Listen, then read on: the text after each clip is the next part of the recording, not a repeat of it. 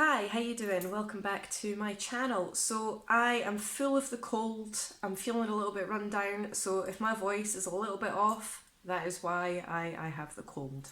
I'm not enjoying it, do not recommend, 0 out of 10, absolutely not. So content on this channel has been a little bit slow recently apart from my New Metal Mondays, so I do apologise for that. But the reason things have been so slow on this channel is because, as you all know by now, I write for This Day in Metal and we have launched our brand new website, and I've been very busy helping out with that.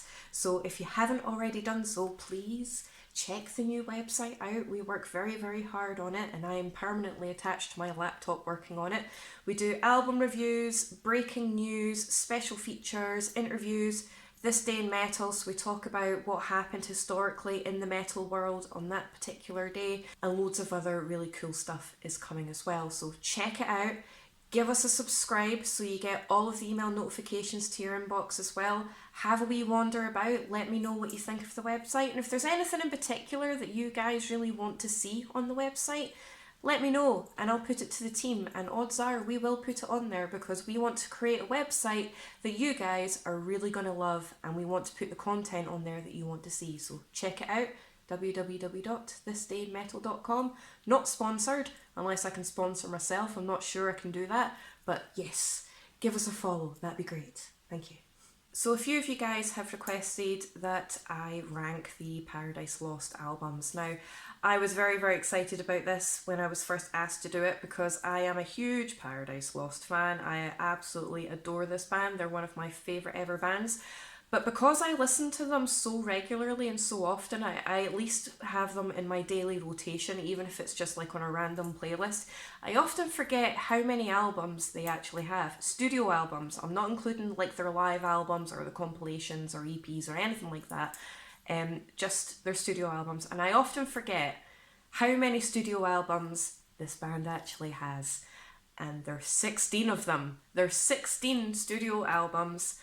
And I've decided to rank them all. Not just a top 5, not just a top 10, I'm ranking all 16. And this was difficult. I know I said that when I did my Fear Factory ranking video, and if you haven't seen that, I'll pop that in the description box below. I do have a playlist of album rankings on my channel if you want to check it out. This one will be the third video for the ranking series. I've done Fear Factory and Slayer so far. But 16 studio albums, I have ranked them. Now, I just want to say, first and foremost, that there is not one Paradise Lost album that I do not like. There is not one. Even Host, I even like Host. But there's not one album that I dislike. There are some that I like better than others, of course, but there isn't one album by this band that I don't like. So I'm just going to jump in and get started because I've already waffled on enough as it is. Let's get cracking. 16 studio albums. Let's go. Okay, so coming in at number 16, I have Believe in Nothing, which was released in 2001, and it's their 8th studio album. Now, this is when they were kind of going through their alternative rock, kind of synthwave kind of phase, but they were focusing more on the rock side of things slightly, more than the synthwave kind of 80s synth-pop kind of stuff. Now, one of my favourite Paradise Lost tracks is actually on this album, and yes, I know I'm ranking it quite low considering one of my favourite tracks is on this album, but the way I look at it when I do my rankings is how the album flows overall for me. So yes, there might be a track or two that is an ultimate favourite of mine on the album, but I'm looking at it as an album as a whole rather than where my favourite tracks are in the discography, if that makes sense. So Believe in Nothing has like the weird bumblebee kind of hive situation on the front cover here, and I know Nick Holmes has come out and said that he wasn't really sure what the situation was, and I think he's quoted as saying that his head was full of bees at the time, and the album artwork kind of reflects that. Anyway, so my favourite track of this album is Mouth. I absolutely adore that track, but for some reason it kind of gives me that feel-good kind of vibe. I don't know why, it just does, and it is in a regular rotation of mine. So coming in at number 16, I have Believe in Nothing.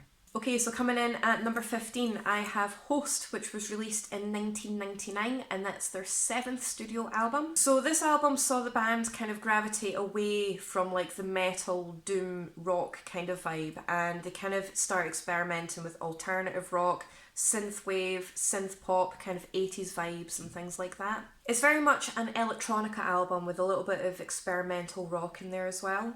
Now, despite the fact that the album was commercially very well received, it has split opinion within the fan base. You know, there's a lot of clean vocals, you know, the harsher kind of doom style vocals aren't present, and it is very much kind of like a Gary Numan Depeche Mode kind of vibe that's going on there. Not entirely mad about that because I love Depeche Mode and I love Gary Numan as well. But for me, it was quite the jump from like the gothy, doom, kind of brutal, heavy sound and then going to this. You know, it is quite a transition. Now, this album was actually the inspiration for Nick Holmes and Gregor McIntosh's side project Host. And they released their first album, I think it's 9, the Roman numerals 9, I'm pretty sure that's 9, earlier on this year. And it is very much the kind of like 80s synthwave, synth-pop, experimental rock, kind of Depeche Mode, Gary Numan kind of vibe. So my favourite tracks off this record is So Much Is Lost, Made the Same, Deep, and Year of Summer. Okay, so coming in at number 14, I have 1 Second, which was released in 1997, and it's their 6th studio album. Now, this again was in the same kind of category as the previous 2 albums, and I know I'm ranking these quite low, but I do actually really like them. They're just up against very tough competition when it comes to Paradise Lost. Incredibly talented and it just absolutely stunning discography.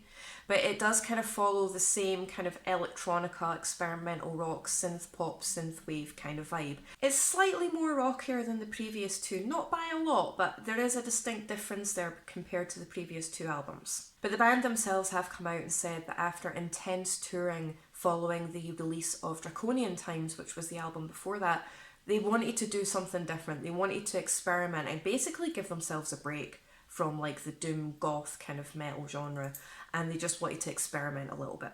Favourite tracks of this record are the title track 1 Second, Say Just Words, Mercy, The Sufferer, and This Cold Life. Okay, so coming in at number 13, I have Symbol of Life, which was released in 2002, and it was their 9th studio album. Now, the legend that is Rhys Fulber and a personal hero of mine took the helm as the producer for this album, and this was the beginning of the band kind of finding their way again and rediscovering themselves again. Now, even though there is synth and keyboards present throughout this album, it's not as prevalent as the previous albums, and it does focus more on kind of guitar riffs and the more rockier sound of things.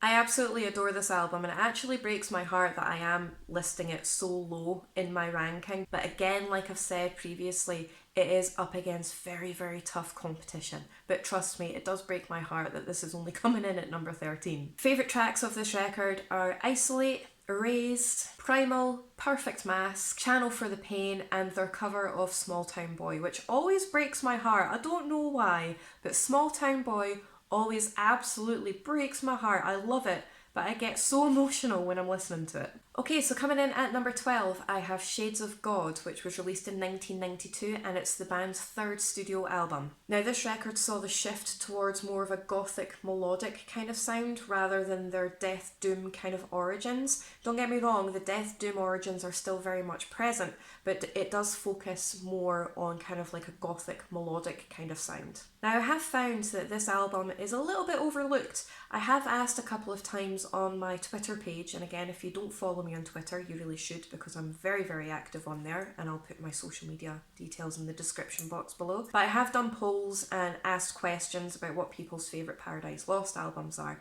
and only a few people ever say Shades of God, and it is a really, really great album, but for me, I think it's often overlooked. It's very emotive, it's very dark, and it is very gloomy, but it is an absolute wonderful piece of art. I absolutely adore this album.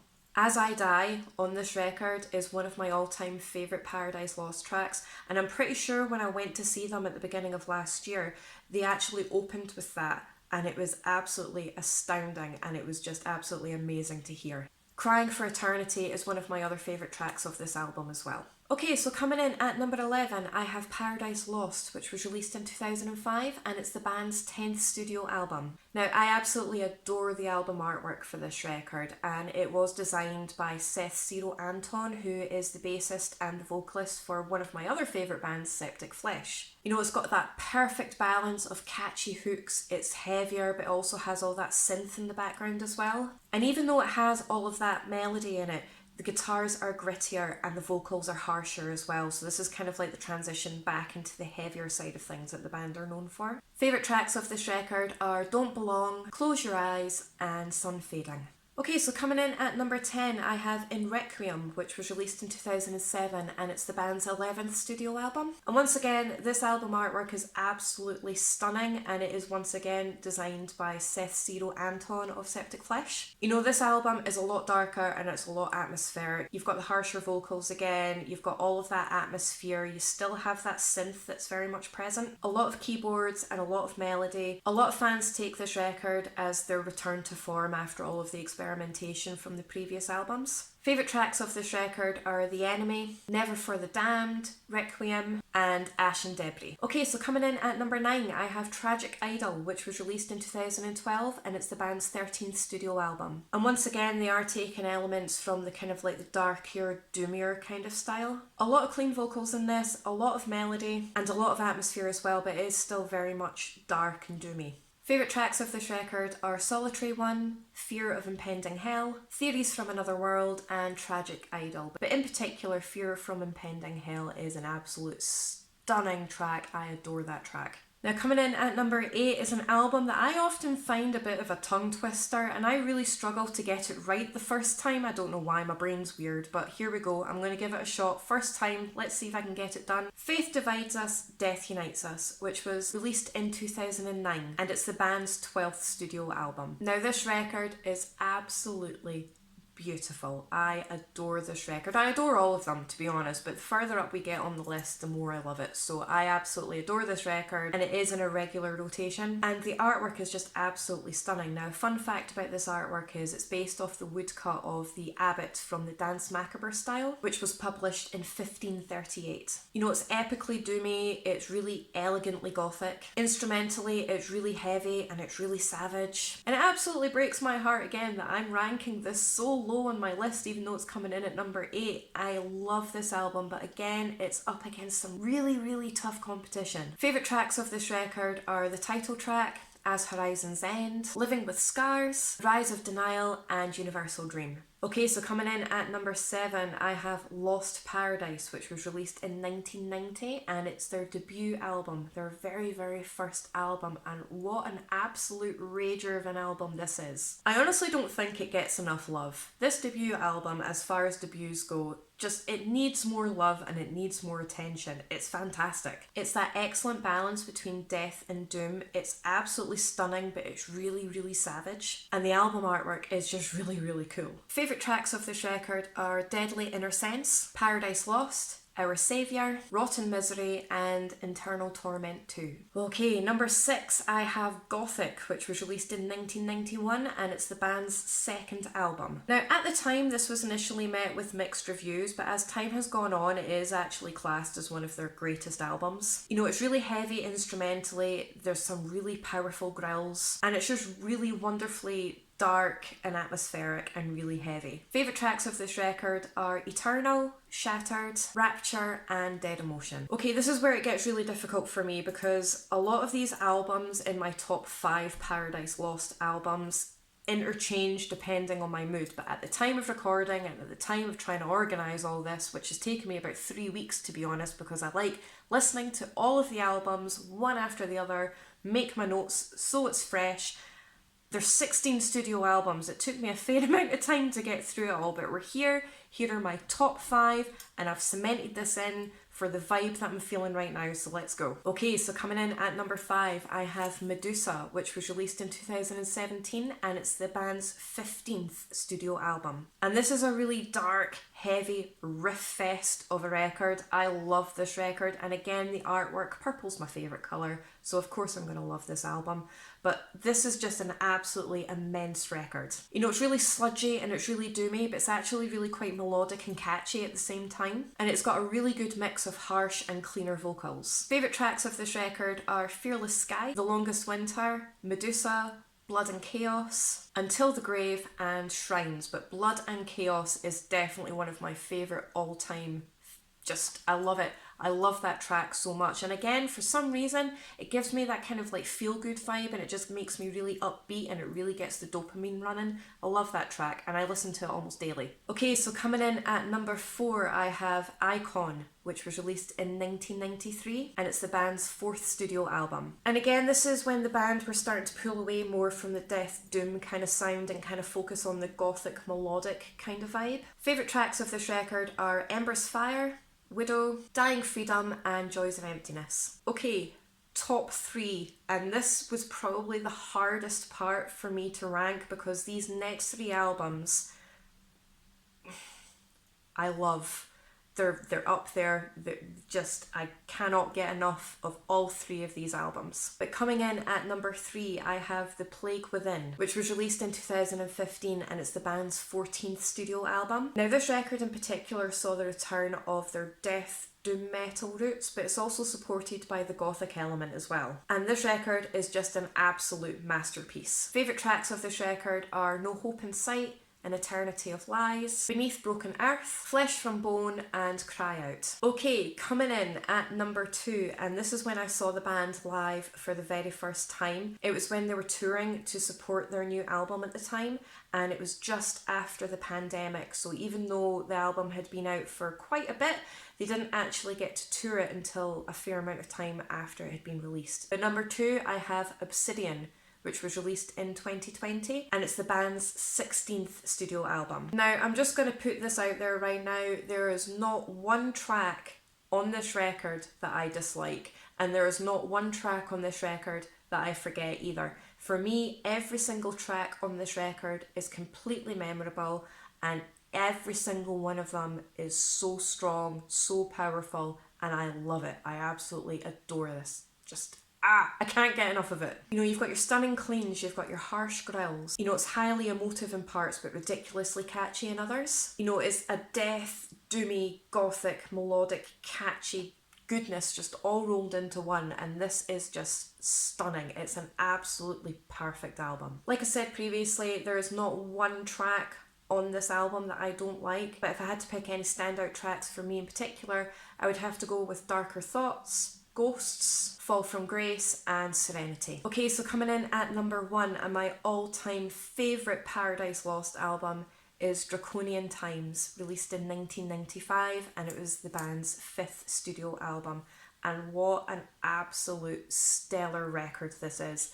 This album is in my top 10 albums of all time, and it is probably the backbone of the band's career. It's just absolutely flawless. It's got some really rich melodies, it's elegantly gothic, it's really atmospheric, it has some really catchy choruses, it's really emotive, but it's also very doomy and very heavy as well. Now, the only reason that Draconian Times has beat Obsidian into the top spot is because it was Draconian Times, particularly the track Enchantment, that got me into the band in the first place. So that is the only reason it beats Obsidian to the top spot, is because I have a very nostalgic feeling about this record, and I absolutely adore it. So there you have it. That's all 16 studio albums by Paradise Lost that I have ranked, and that was hard. That was so difficult. I know I said that about the Fear Factory ranking video, but this was an additional 6 albums that I had to rank because Fear Factory only have 10 albums. Only 10 albums, but you know what I mean. If you can comment down below to let me know what your ranking is and what you think of my list.